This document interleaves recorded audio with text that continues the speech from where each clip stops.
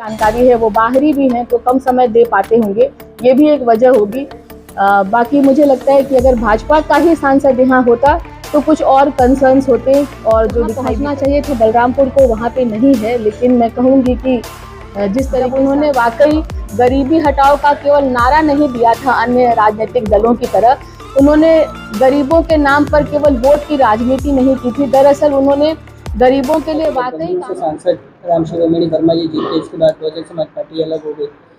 इनके ऊपर लगातार ये आरोप लगता है कि ये क्षेत्र से गायब रहते हैं, क्योंकि लोकसभा क्षेत्र ये 2 जिलों का है और full part of Shravasti and partial part of Balrampur है इसमें।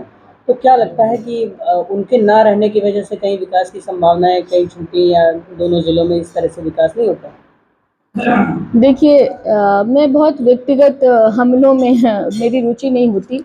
मुझे नहीं पता कि वो यहाँ होते हैं या नहीं होते हैं, या क्षेत्र की जनता अफवाह उड़ाती है, या सोशल मीडिया पे क्या कुछ लिखा जाता है। पर मैं इतना कहूँगी कि जो ठोस बात है कि बीजेपी ये दावा कर रही है कि जहाँ भी डबल इंजन की सरकारें उनकी हैं वहाँ पे विकास तेजी से हो रहा है।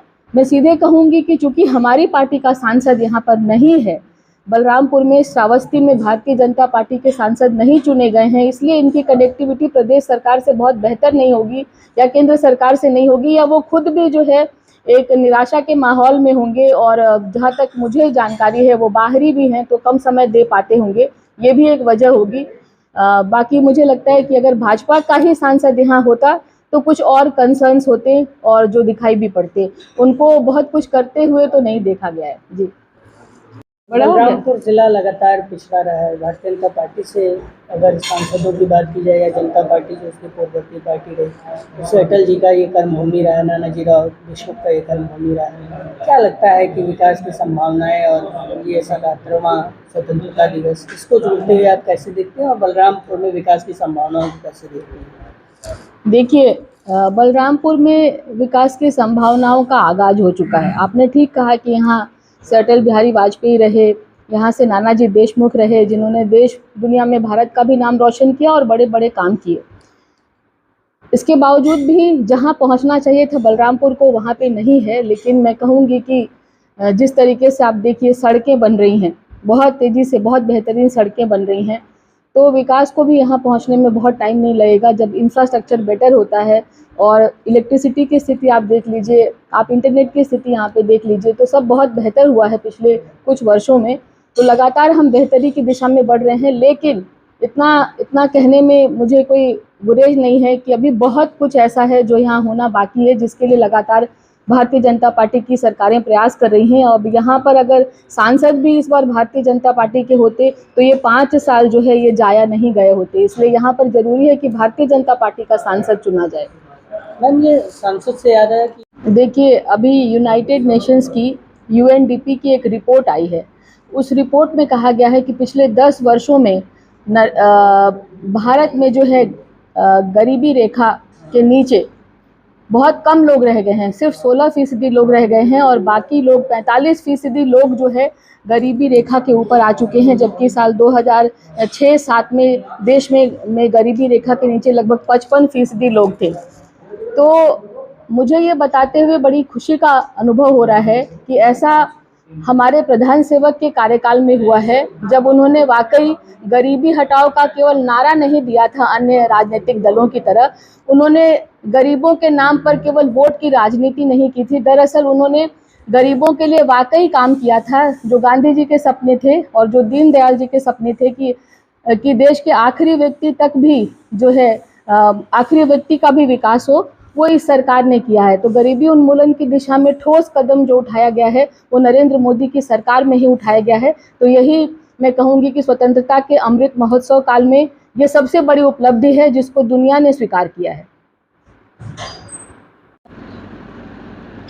विभाजन विभूषिका आज भारतीय जनता पार्टी मना रही है, इस पर आपके क्या विचार है और क्या कहेंगी कि कितना बड़ा दर्द था विभाजन भारत के लिए? भारत के लिए कितना बड़ा दर्द था, उसकी टीसें तो आज तक भी महसूस होती हैं। जब पाकिस्तान से हमले होते हैं, जब बांग्लादेश से भी कई बार तरह तरह की समस्याएं सामने देखने को मिलती रहती हैं, या वहाँ पे हिंदुओं का उत्पीड़न होता है, तो जाहिर है विभाजन का दर्द तो हमें महसूस होता है, आज भी टीस है। लेकिन ये विभाजन जब हुआ तो मैं कहना चाहूँगी कि उस वक़्त 1922 से लेकर 25 तक मुस्लिम लीग में जिन्ना मोहम्मद अली जिन्ना ने जो कुछ भी कहा था उसका गांधी जी जैसे बड़े नेता और भी देश के बड़े नेता गांधी जी के अहिंसा के सिद्धांतों की वजह से या गांधी जी के उदारीकरण की नीति की वजह से या गांधी जी के उदारवादी व्यवहार की वजह से थोड़ा एक और कहें तो थोड़ा झुक कर चलते थे, और उसको आज के शब्दों में कहें तो वो पूरा का पूरा तुष्टीकरण था।